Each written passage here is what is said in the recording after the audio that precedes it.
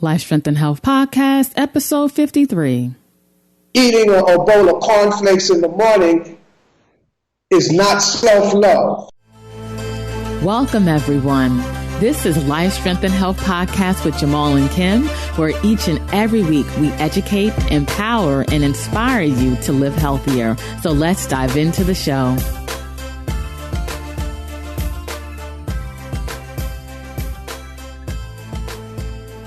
Hi, Kim and Jamal here, and welcome to another episode of Life, Strength, and Health Podcast. I'm Kim, and I'm joined with Jamal. Greetings, everyone. And peace and blessings. Yes, and this is episode number 53, featuring Dr. Aris LaTham.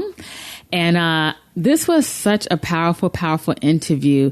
There was so many great things. Actually, we had to chop down this episode. It would have been like an hour and a half long. Yeah. But we like to keep it short and condensed just based on feedback from you, the listener, in regards to being able to consume the content in an efficient manner. So, well, Aris, he's 70 years old. Right. He's been, living a natural lifestyle for like 50 years.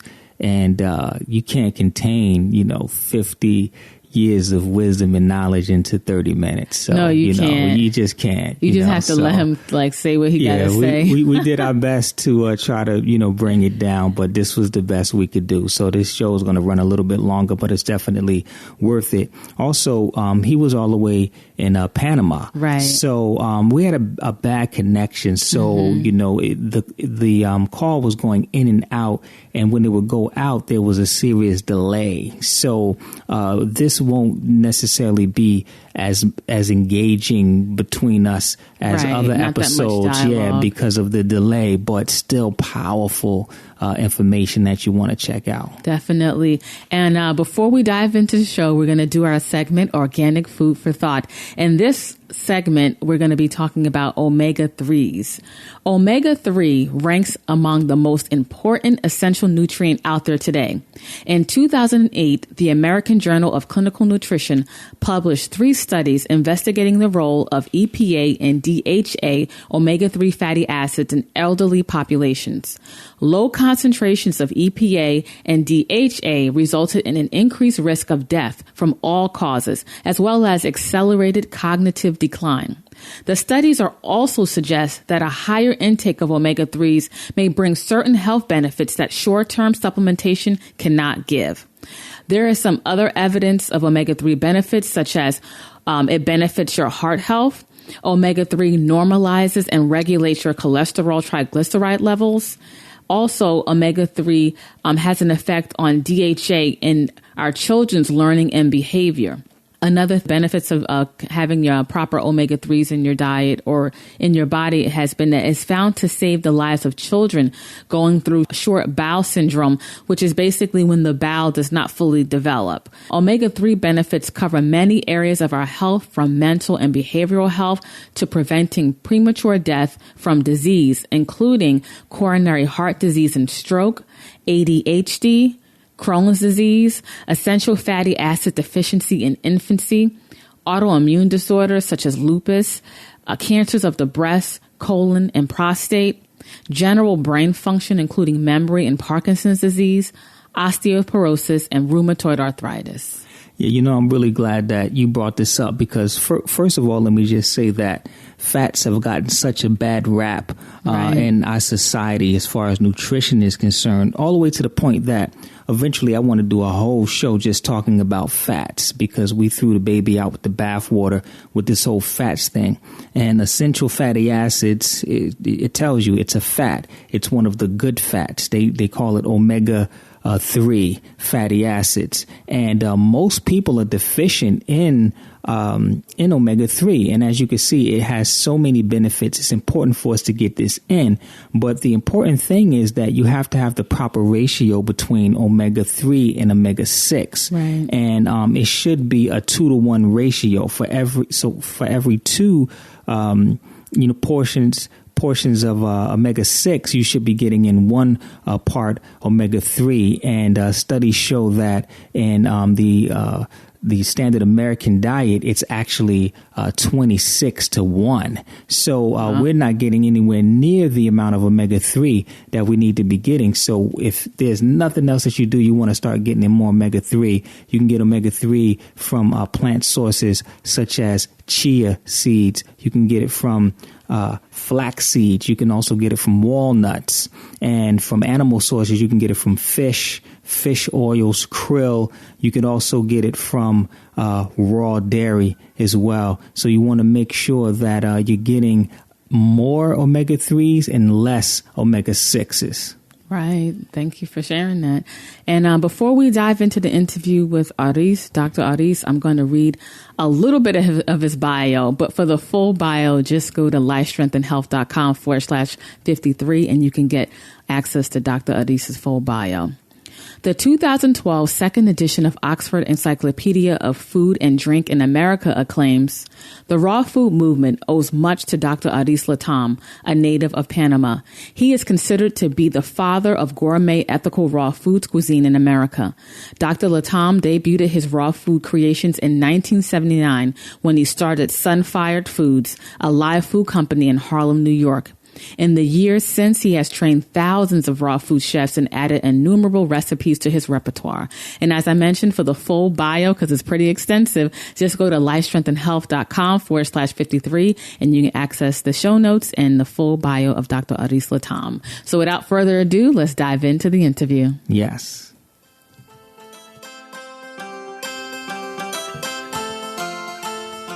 Hi, Kim and Jamal here, and today we are joined by Dr. Aris LaTham. Dr. Aris, how are you? Oh, I'm excellent. Quite well. Thank you. Greetings, elder brother. How are you? Very good, my brother. Good. Thanks for joining us today. Yes, you're welcome. A lot of people across the world, they know who you are, and it's definitely an honor for us to have you on the show. But for our listeners, I'm sure there are people that are just learning about you for the first time. Can you just, take a brief moment to tell everyone your personal journey? Wow. Well, it all started 69 years ago. Yeah, that's serious. Yeah, right close to where I am now. I was born in a place called Natun in the Panama Canal. Okay. And that's as a result of my grandparents migrating from Jamaica and Barbados during the construction of the Panama Canal at the turn of the 20th century. So from there, I migrated to the U.S. at the age of 17, straight from the bush, landed in the hood in Brooklyn, Bed-Stuy. All right. and I went on to college in Bayside, New York, out there in Queens, and Staten Island, College of Staten Island, part of the City University as well. And graduated from there with a BA in education and Spanish. Became a Spanish teacher for about 4 years in New Jersey and New York, and then moved on to California, where I went to graduate school at Cal State Fullerton, received a master's degree in linguistics and bilingual education. So I worked as a curriculum specialist for the San Francisco Unified School District and San Bernardino Unified School District in California. Retired at the age of 29 and moved to Tanzania up in the Kilimanjaro with the Maasai. Nice. Wow. Yes. Returned to the U.S. A couple of years later. Landed in Harlem, New York in 1979 and started Sunfired Foods. Sunfired Foods, basically I've been acclaimed by the Oxford Encyclopedia of Food and Drink as the father of ethical gourmet raw food cuisine for having developed Sunfired Foods during that time, which was basically the incubation period of the modern live food movement. Yes. And so this was all in Harlem in, let's say, late 70s, early 80s. I had a place called the House of Life, Per Institute, where we taught foodology, basics of living foods. And we had a herb shop and restaurant at the corner of Lenox and 125th Street across from UCLA, which was known as the University at the corner of Lenox Avenue, better known as the Tree of Life. Yes. Yes. So that was one of my early bases of knowledge. So it's in 1970, I stopped consuming all animal products. So it's now been 46 years of being a complete, pure vegetarian.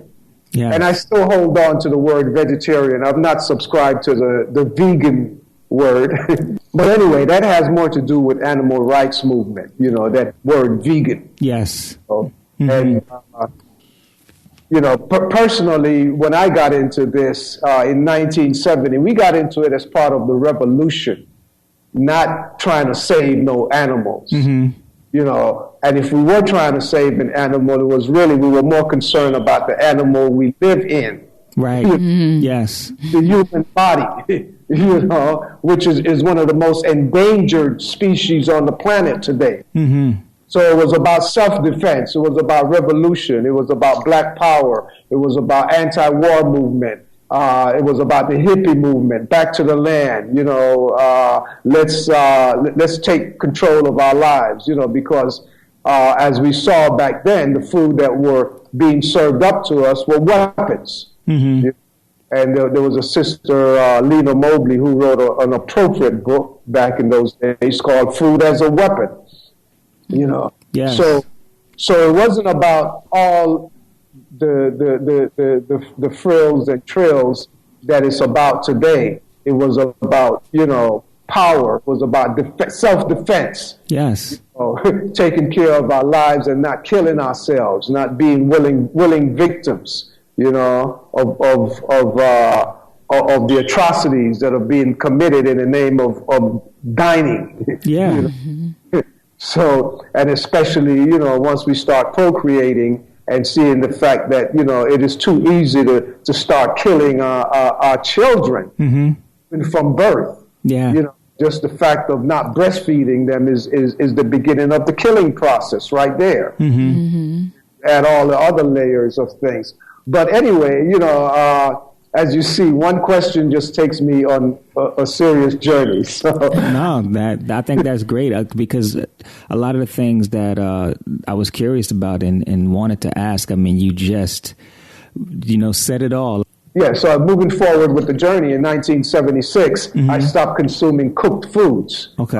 As most people know, cooked foods. Right. Because. So that was 6 years later, and it's basically just based on the information as I received it. Okay. So it's been 40 years now that I've not consumed any cooked food, but as people know, cooked food. But right. in my science, which we call Sunfired Foods, Sunfired Cuisine, in the science of Sunfired foods, we look at what we call the electromagnetic energies of plant foods.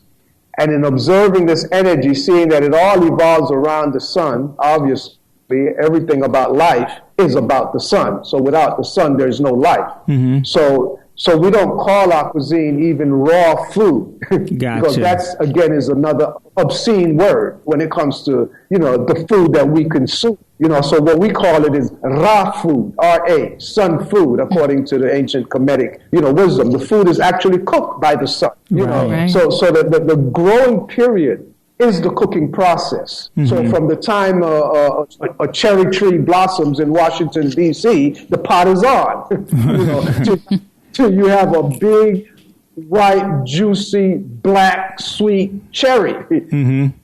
That's when it's done. Right. Well, cooked to perfection. So there goes your tomatoes, your apples, your plantains, your bananas, papayas, all of our foods. They go through this very exacting, meticulous cooking process by the sun. Yes. And as a matter of fact, the sun is the chef, the divine chef, the only chef. I am not a chef. I cannot come anywhere close to the work of the sun. So the sun cooks the food for everybody on the planet. Yes. So, once we start tuning into that vibration, then we start to understand now a little closer our relationship with the rest of the universe and how we're connected through our food, through the plants. So, because if you're not eating from the plants, foods that are directly cooked by the sun, then you're really disconnected from the rest of the universe. So we see all of the stupidities that we do in disrespect of the earth, of nature, of life, of creation, because we're no longer a part of it. We're not eating from the earth. And if we are eating from the earth, most of us are eating so-called cooked food. It's food that actually been killed. It's dead food. So that word cooking is really a killing process. Now using modern technology and bringing food innovation up to date, because the whole cooking process, dealing with the stove, the oven, the microwave, and all of these things, those are outmoded technology. Life has moved on beyond that. So there's so much we can do just by using food processors, blenders, dehydrators, juicers, and a host of other implements that, the brilliance of humanity have created to allow us to now reconnect, to our source through taking plant foods and putting it on the world stage on a level where it can stand up to any recognized world cuisine. So Sunfired Foods, as I say, having been acclaimed, as an ethical gourmet raw food cuisine, competes globally with all of these established cuisines that's been around for hundreds or even thousands of years. And again, all we have done is really just brought it up to date, maintain a lot of our traditional values when it comes to what the purpose of eating food, and also putting the science to it so that, the practicality and the wisdom are hand in hand. So brings us up to date to a point now where, we realize that, hey, we don't have to be sick. We don't have to kill ourselves. We don't have to suffer. So living now for 69 years, disease-free, not wearing any glasses, any crutches on my eyes, and having, any of the modern, diseases that have been, accepted to be part of the course. I have put myself in a position to challenge, today's medical wisdom. Yes. Why is it, based on the teachings of our elders like Imhotep, who discovered that the blood circulated in the human body before anybody else. All of those other ancient medical wisdom that came out of our motherland. Why is it that we today, people like myself, are not sick? One of the, because you're talking about, with the whole raw food movement, a lot of different things that are kind of coming out of that. One of the things that came out of it is the whole concept of fruitarian. Like, what are your thoughts about, someone that just eats all fruits? Does that have its pros and cons to it? Like, what's your thoughts on the fruitarian diet? Well, the fruitarian diet is quite great. If you compare human beings to all the animals in the kingdom, we physiologically, body chemistry and all, we are more closely related to the frugivorous animals, the frugivores, the monkeys, the gorillas, the higher apes, the orangutan, that only eat fruits and build these big, strong, wicked bodies, that are full of force. So, but the thing is now we have to define what we're talking about when we use the word fruits. Right. Because there's two different classification of fruits. There's the botanical fruits, which are basically all foods that contain seeds, that come with seeds. Right. So everything that comes with a seed or seeds botanically is classified as a fruit. But nutritionally, only those seed-yielding foods that contain sugar are classified as fruits, nutrition. Right. So when you hear fruits nutritionally, you think sugar. Right. When you hear fruits botanically, you think seeds. Right. Yeah. So observing the sun-fired electromagnetic energies of living foods, we classify just this group of foods, the fruits, the botanical fruits. They are broken down into subcategories. And of course, the ones that contain sugar, they're all classified under fruits nutritionally. And also, they also are classified based on their moisture content. So the higher the moisture in the fruit, the more what we call it contains, the more electrical energy or electrolytes, like the coconut water has more electrolytes than any other food in its natural state. This is that energy generator system, like how you generate electricity for your home. This is how the body generates electricity for its use with highly charged electrolytic foods. So the ones that do not, the fruits, botanical fruits that contain fat, these are not classified under fruits nutritionally because they contain no sugar. So those are classified as protein. You have avocados, olives, coconut, you have ackee in Jamaica. These are fatty fruits. So that's, as a fruitarian, if you're observing, fruits as food with seeds, which I think it's written somewhere in some scriptures that said, behold, I've given unto you the seed-yielding foods, and unto you they shall be your food. So, you see, if you observe that concept, you'll have a whole different perspective about food, period. Food, period. Because every fruit that has seed in it is a perpetual factory. So just looking at the avocado, for example, every avocado have a pit in it, have a seed, which is basically another avocado tree. So a typical avocado tree can have a lifespan for about 60, 70 years. And a typical avocado tree would produce a good 300 to 400 avocados on a yearly basis.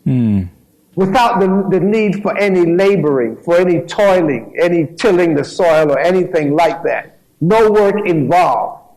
One tree would yield a lot of fat, a lot of protein every year, and every single fruit, avocado fruit, brings another potential tree in it.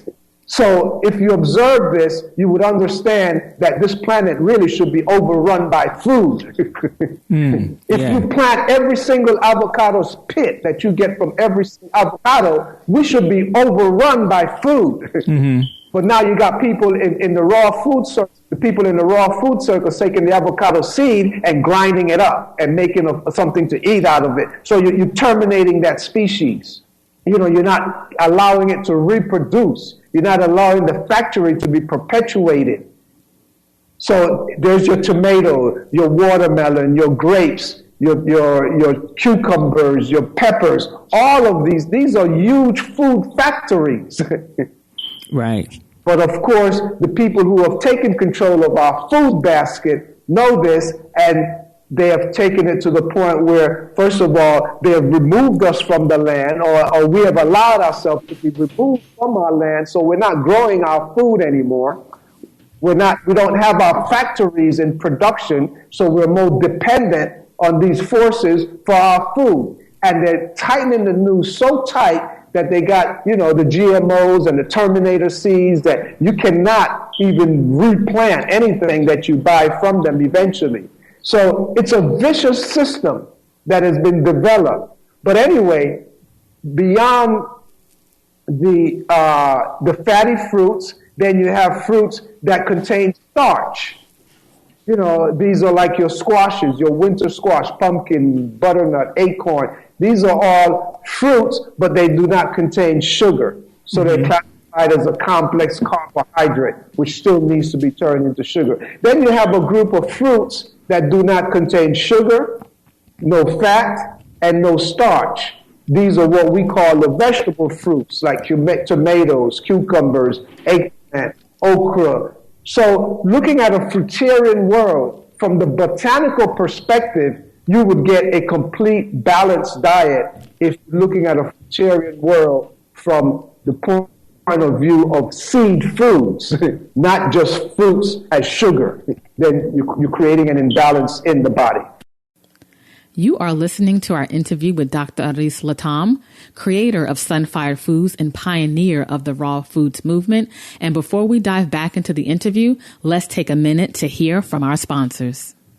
Let's face it, we are living in a world set up for us not to be healthy. And with the overabundance of health information available, it's so easy to get overwhelmed and confused on which path to take, which leads to inaction and not making health a top priority. Well, that can all change. We are Life Strength and Health, the #1 center in New Jersey for helping you to detoxify and address your digestive system challenges. We provide support, accountability, guidance, education. We will be with you every step of the way to help simplify this process and help you to reach your health goals. So if you're ready to take action, if you're ready to make your health a top priority, then visit us at lifestrengthandhealth.com or give us a call at 1-800-503-7127 and book your consultation today. Don't live in the New Jersey area? Don't sweat it. We can work with you virtually. So visit us at lifestrengthandhealth.com or give us a call at 1-800-503-7127 and book your consultation or virtual consultation today.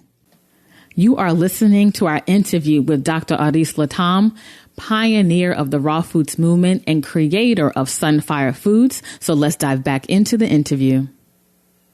So do you think that's the reason why a lot of these so-called raw foodies get themselves in trouble, because they don't have that balance? Like they'll just eat a diet of just bananas or just a diet of, bananas and oranges and that's it. And they're not including those other food groups. Do you think that's why they're getting themselves into trouble and eating a lot of the, packaged so-called raw foods and dehydrated foods and things like that? Oh, absolutely. Most definitely. I mean, through my journey, I saw where I ended up in some of those pitfalls myself. Mm-hmm. I remember in the 90s when I lived in Florida and I was reading books by Hilton Hotema, the guy has written over 100 books, and I think he's lived on raw food longer than anybody else in modern history. Mm-hmm. And he lived in Sebring, Florida, in the heart of Orange Grove, and the guy, for a great part of his life, many years, the guy only ate oranges. So reading people like him and getting inspired in this fruitarian lifestyle, and myself, and even I remember reading about Hilton Hotema. I think he passed away in 1962, somewhere around there. But he had a brother working on his farm called Charlie Smith, who actually lived in the orange grove and picked all his oranges and things like that. And Charlie Smith actually outlived Hotema, in terms of the number of years of, even though Charlie Smith, drank a lot of liquor and ate meat and all of these things, but he was active. He was out there in the bush, in the tree, doing orange yoga every day, climbing those trees and things of that nature. So there's also other balances that we need to consider, not just the food. Right. Other essential keys to life. During a period of time in my early days, all excited and motivated about fruitarianism. I was consuming a lot of fruits, especially being in Florida, citrus country, consuming a lot of citrus. But then came to realize years later that most of the Florida citruses are actually dyed. They're picked green, and they color them.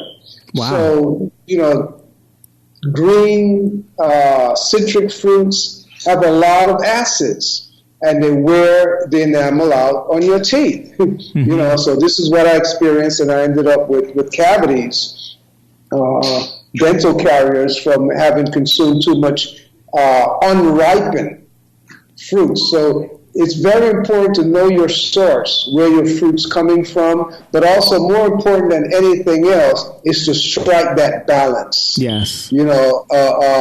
A mono diet is fine for a short period of time. But to do that persistently, consistently over a long period of time, 6 months, a year and on, then we're going to create some imbalance within our system. So what I share with the Sunfired, what we call the Sunfired feasting, fasting, and healing system, is how to really just live a balanced life.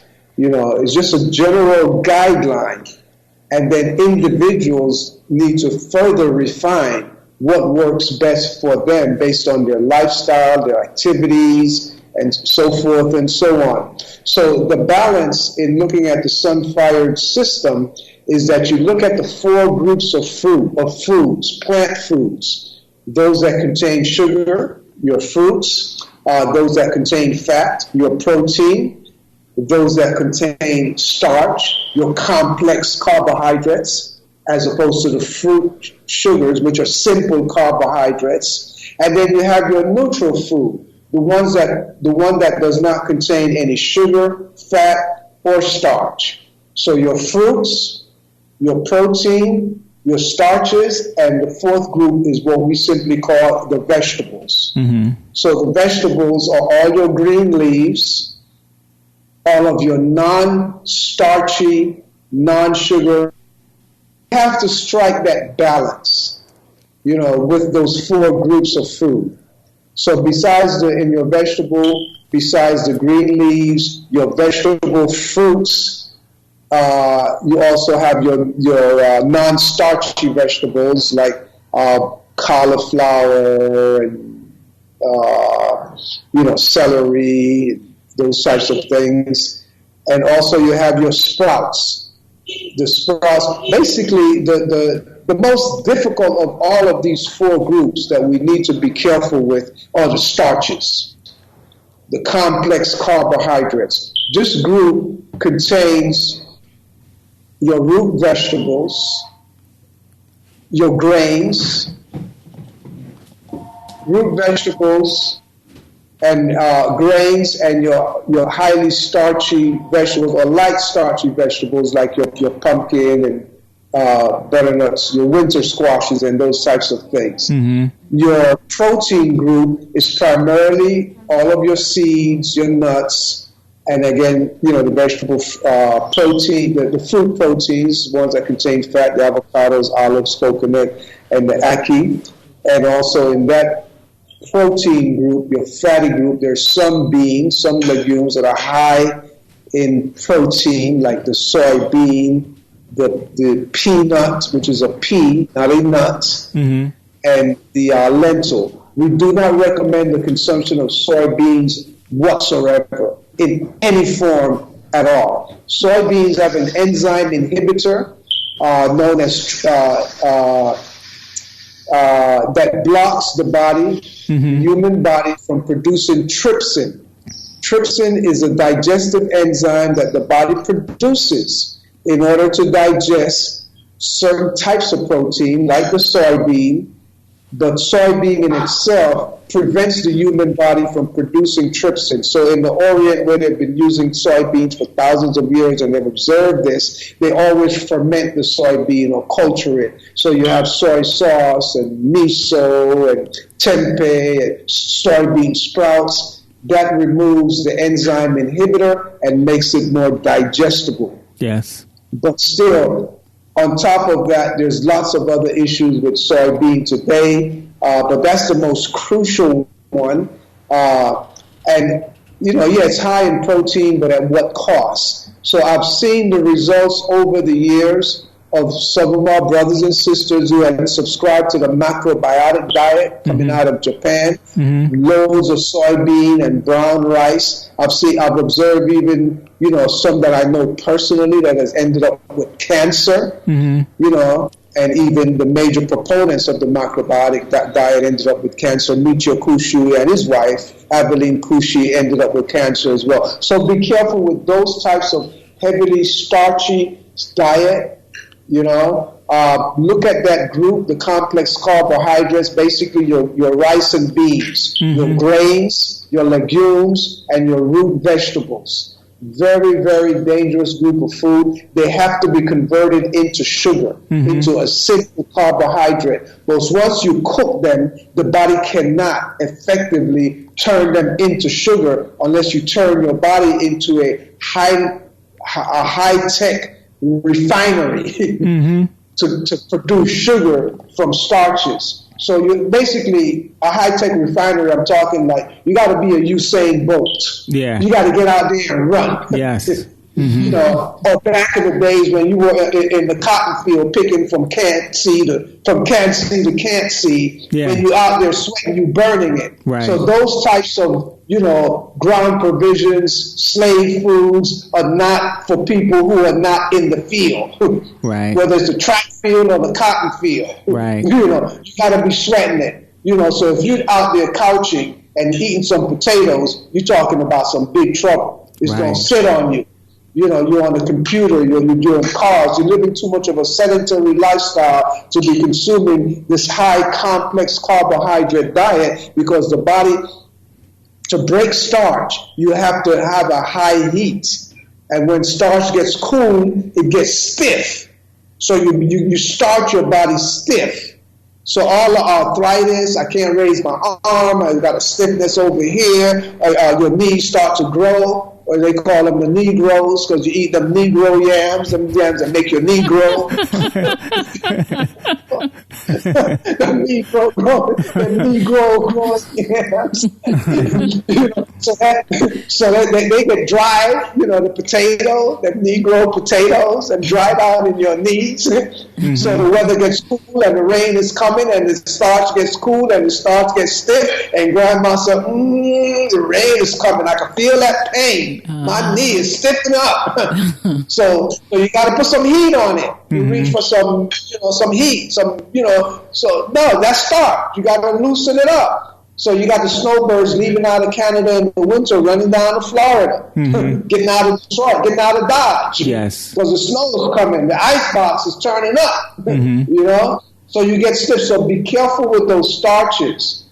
So this is the issue, and this is where the issue with fruits become a problem for a lot of people, because the body cannot consume starch, complex carbohydrates, and fruit, simple carbohydrate, same time. Right. Because the sugar holds back. The sugar from the fruits, the brain gets a signal that, wow, there's sugar in the system from eating those big, juicy mangoes. And then now you go eat some French fries, and the brain is not getting the signal to secrete digestive enzyme, ptyalin, to break down the starch from the potato, because there's sugar in the system. So the potato goes undigested and it ferments. And fermented starch turns into alcohol, obviously. And we get all discombobulated. We get all drunk and we get all irritated. And of course, anytime you produce alcohol, there comes yeast. So show me a woman with a yeast infection, I show you a starchitarian. Right. Yeah. Okay? So we become yeast factories. Fibroids, kidney stones, diabetes, arthritis, a whole host of disease. These are symptoms that are related to starch consumption. Dandruff, it's just dried potato flakes coming out of your brain. glaucoma, that white ring around your iris, starch, dried out starch. Yes. So be careful. Be careful. So this is why, yes, a lot of people, they throw it at you when you're eating too. Oh, the sugar in the fruit is too much. You can't eat so much fruit. You can't eat so much sugar. Yeah, because you're eating all of that goddamn starch. Right. It's one or the other. It's one or the other. Right. Yeah. But the food cartel, they've turned starch into a big business. Right. They've even made a whole meal, breakfast meal, on cereal, starch. Right. Because it's very economical. It's very profit yielding. Right. And it's easy for them to control. So you see most of your processed foods, they're all starches, whether it's grains, legumes, or roots. Mm-hmm. Right. You go up and down the aisle of the supermarket, the health food store, all of these joints, and you find nothing but starch. Mm-hmm. And most of it laced with grease. Right. You're in trouble. So you're better off going around the corner and buying you a bag of grapes. So yes, our beloved brother, Dr. Sebi, may our ancestors, embrace him strongly and keep his work moving for us here on this planet. Yes. Preach very strongly against the carrot. But I would add to the carrot. I would add everything. So let's wake up. Mm-hmm. As Garvey said, wake up, you mighty people. You can accomplish what you will. You just need the knowledge, you need the wisdom, you need the information, and you need to get out of the clutches of these big cartels, the water cartel, the sugar cartel, the grain cartel, the soy cartel, the cattle cartel. These are all big hustlers, rip-off agricultural monsters,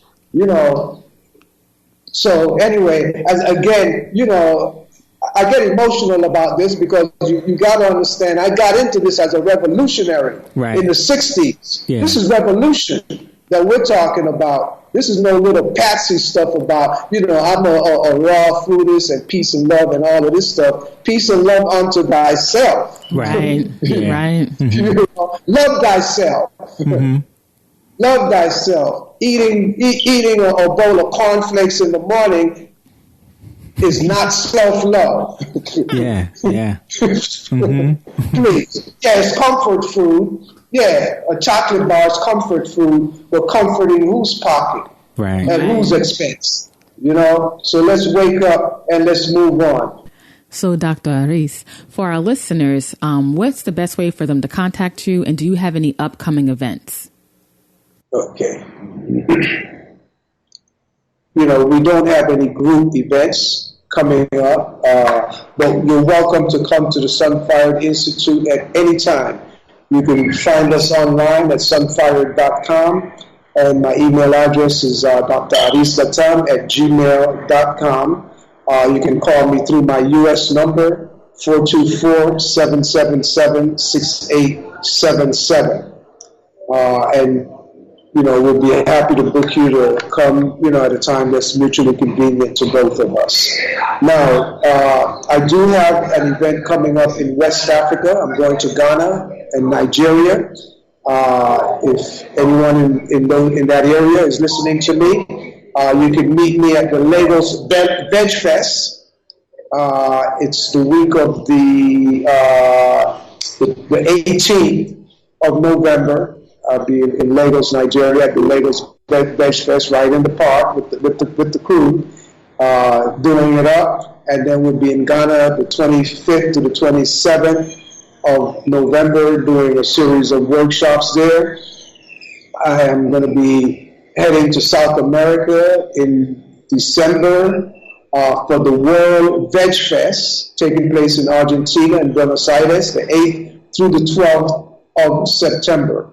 I'll be the keynote speaker at the World Veg Fest there. So if anyone down in that side of the world, I look forward to meeting you when I'm there.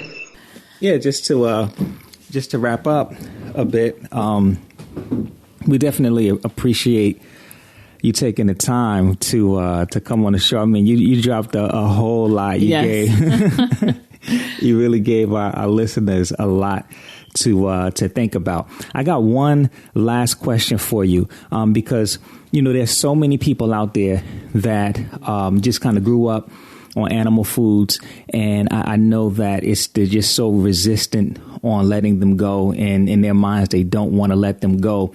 In your professional opinion, if a person adopted a high level of sunfired foods, they completely got rid of the processed foods, and they kept a little bit of animal in their foods, do you think that could benefit them, or they still would be destroying their health? This life here, Sunfired life, is for everyone. Don't feel that because you may be hooked on flesh for a great deal of your life, that you can't, partake of this lifestyle as well.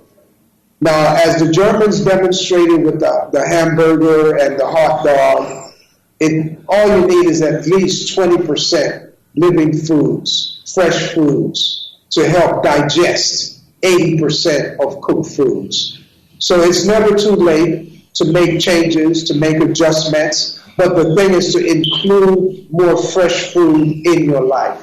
Yeah. So if you've been, consuming animal protein, you've gone through the breakdown of eliminating the pork, eliminating the red meat, eliminating the poultry, and you're just consuming fish, that's fine. You have to go based on your individuality. The thing is to make as much changes and improvement as possible, and the body automatically will start rejecting the most objectionable food in the diet as you start to get grounded in the lifestyle. So, but one thing we do emphasize, like for example, you want to keep your protein and your starches away from each other. Mm-hmm. So if you're eating, fish and chips, have your fish for lunch with vegetables. Mm-hmm. Don't mix the chips with the fish. Yeah. The starch and the protein don't digest in the same medium. So have the chips for dinner with vegetables. So a simple thing is to have your protein, whether it's animal protein, vegetarian plant-based protein, live food protein. Have your protein for lunch. Try not to make it more than 25% of the lunch meal, and have 75% vegetables to go along with it. The fruits are the cleansers. You have those in the morning, the electrical foods. The starches and the protein are the magnetic food, the builders. So you have those in the afternoon after the sun starts to go down. Mm-hmm. Have the protein for lunch, have the starch for dinner. Yes. And 75% of your lunch and dinner should be vegetable from that group, the green leafy vegetables, the vegetable fruits, the non-starchy vegetables. So you could have some steamed vegetables, the ones that are hard to digest raw for most people, like the broccoli, the cauliflower, and the cabbage. You can just steam them or do a nice little stir fry, and then have a vegetable salad to go along with that. Mm-hmm. Have that, at least 20% raw food, fresh food, living food that is not cooked. Mm-hmm. And this is a great formula. You do that for dinner with your starch.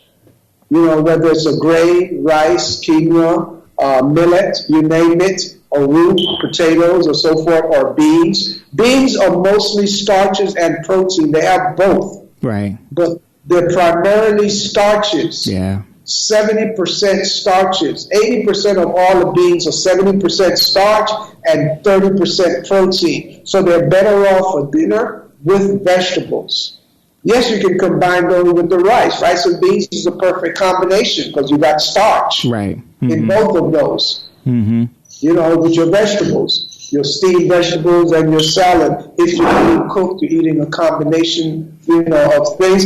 it's all about balance. Right. It's all about harmony. And it's all about making progress, moving forward, eliminating the objectionable stuff as best as you can, and gradually allowing the body to take control. Right. So I say, get on board, welcome home, welcome to self. It's never too late. 80, 90, or 100 years. I have a great student that's 83 years old right now, and the lady's doing great.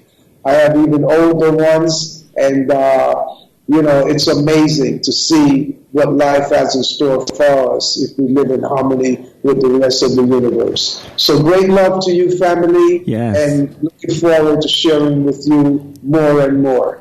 Yes, thanks so much. Thank you so much. Yeah, blessings. We appreciate you. Okay, good. So that is the conclusion of our interview with Dr. Aris LaTham. Hopefully you enjoyed the interview, but most importantly, you received value from it. And for access to the show notes pages, which will list information that we discussed in the show and also Dr. Aris's contact information, just go to lifestrengthandhealth.com/53 and you'll get direct access to the show notes pages. Okay, so until next time, live healthier. We want to say thank you for listening to the show and for access to the show notes pages, more podcast episodes, blog content, as well as more information about our center, Life, Strength, and Health, then just visit us at lifestrengthandhealth.com. Until next time, live healthier.